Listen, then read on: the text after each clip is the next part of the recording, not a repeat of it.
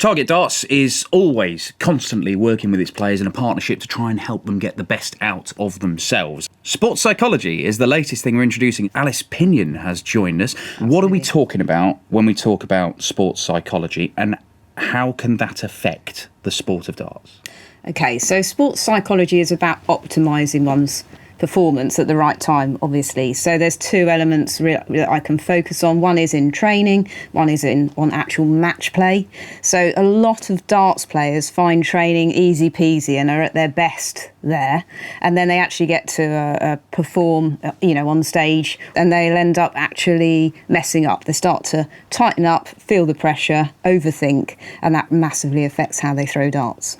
How much of it is up there and how much of it is there in the arm? There's a commonly banded around sort of 70-30 split, so 70% mental, 30% physical. What are the tools that darts players can use, and do they differ from person to person? So some people are very visual and they will work well with what I call souped up guided visualisations. Equally, some people aren't all that visual, so they may want to have a little routine set up prior to throwing something. A lot of it is about managing your thinking away from matches. So on the days running up to an event or a tournament, it's about actually not allowing yourself to self-wind, because if you sit there and ruminate and brood, you'll actually be quite wound up by the time you get to the performance, so to speak. We've got a whole host of elite level players, world champions all over the place at Target Darts.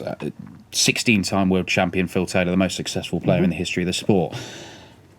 I would imagine that if a sports psychologist sat down with Phil, they'd probably find out he does a lot of this stuff automatically without even knowing it. Is that your experience? Yeah, absolutely, yeah. So some of the stalwarts at the top that have been there for years and years will actually just naturally have a really brilliant ability for tunnel vision, so they can really just focus like a laser beam on the task at hand. If these guys can work with you, what kind of difference can we be seeing in performance level? We're trying to generate consistency.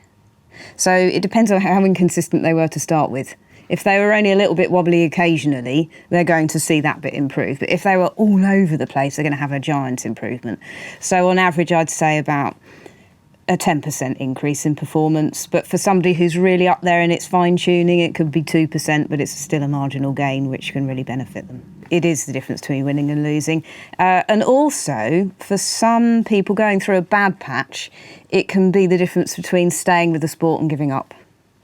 How have you found the initial reactions from the players you've been working with? Totally, really enthusiastic, actually. But I've got great feedback even after the first session. Well, look, I'm looking forward to seeing how the whole project progresses. Welcome to Team Target, Alice Pinion.